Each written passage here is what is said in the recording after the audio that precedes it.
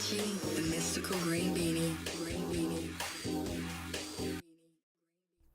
Hey, what's going on, dudes and dudettes? I am the Mystical Green Beanie, and today I'm talking about Fully Coolly Progressive Episode 2. And before I go any further, I just want to do a quick retraction from my review for last week's episode, because I kept calling Ide Yoshimi for some reason, but that's clearly not his name, so my bad. Anyways, let's get into this week's episode. So, when the episode starts off, we see Hidomi having another nightmare, but instead of being in a nuclear fallout, she's in a zombie apocalypse, and she's a zombie too. And she gets ripped apart and eaten by her classmates, but the horn that's been growing out of her forehead is ripped off, and it's found by a zombified Ide. And when he goes to pick it up, he starts to look more and more human. Which is really interesting considering how Ide and Hidomi are linked, because they're both being shadowed by Haruko and Jinyu, who is also Haruko. Anyways, speaking of which, once Hidomi wakes up and goes to school... Haruko shows up to her class because apparently she's just been their teacher for the entire school semester, because an entire school semester passed between episodes 1 and 2 of this season. But regardless of that massive time jump, Haruko has basically indoctrinated these teenagers into her own cult, which is kind of awesome, but kind of horrifying at the same time. And she's basically seen as the cool teacher. She lets the students set a bonfire on the roof of the school, but like the entire roof of the entire school. They also sent signals to UFOs. And of course she plays baseball with them because she's a great baseball player, as we saw in the first season. And Haruko turns out to be exactly the kind of teacher that you would expect her to be. But yeah, after class is over, Haruko assigns Hidomi to give Ide a handout because he missed class. And this is where the story really starts to get interesting.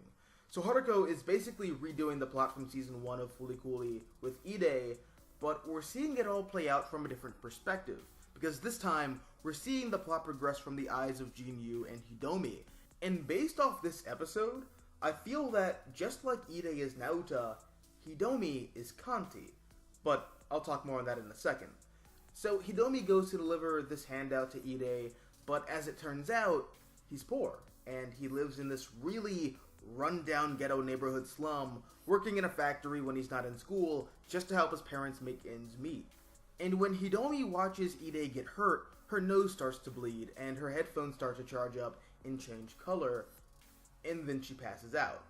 And Ide notices that Hidomi is succumbing to, whatever's going on with her, and he takes her to his house and he takes care of her, which was honestly a really cute scene. And you could tell that Hidomi was into him just a little bit. And then he started talking. And I honestly think that's just a universal thing with guys, where girls think we're hot and cool, but then we screw it up by talking. Or maybe it's just me. I don't know. I'd say let me know down below in the comment section, but I'm afraid to hear the truth.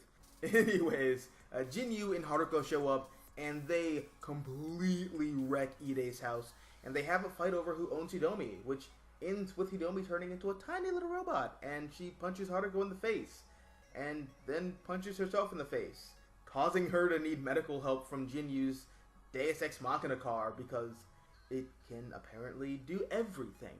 And then Ide tells Hidomi a joke, which causes her to show actual human emotion and laugh, and that's how the episode ends. But yeah, earlier I said that I think Hidomi is a medical mechanica robot, and here's why I think that. So first off, Hidomi can transform into a robot, and that's been established 3 times in the season so far. Plus, she can only really do it or show signs of transforming when she's in situations of high stress. And so far, 2 out of the 3 times when we've seen Hidomi transform, or almost transform, it's been situations where Ide was in danger. Almost like she has to protect him, kind of like how Kanti protected Naota in season 1. And I think that's important to what the overall message of this season is or will be. Or maybe it won't be. I don't know, I'm just spitballing ideas here. But I think Hidomi's arc in this season will be finding a reason to live, as opposed to exist only to drift around aimlessly. And her purpose is to protect this dude who has a wormhole in his head that can transport giant robots through his brain. And perhaps maybe after that, she can find another reason to live for herself. Plus, we know from episode 1 that Hidomi's father actually worked in a medical mechanica facility, and he mysteriously vanished. So maybe that has something to do with all of this? Anyways, I really enjoyed this episode, even though it didn't exactly go the direction that I thought it was going to go in. And with this being such a short series, but only 2 episodes in, I'm not sure where this series is going anyways. But I'm really interested in seeing where it does go based off what we've seen so far. But anyways, those are just my thoughts. But what about you? Did you like this episode? Did you not like this episode? What do you think of Progressive so far? I know that there's a lot of people out there who are saying that the show is trying too hard, even though, well, I can certainly see why someone would think that. I disagree. But what do you think? Let's talk about it. Let me know down below in the comment section. Also, if you liked this video, hit the like button, share, support the channel, and if you want to see more content like this, all you have to do is subscribe. I'm the Mystical Green Beanie. Thank you for watching, and as always, until next time, adios, nachos, adios.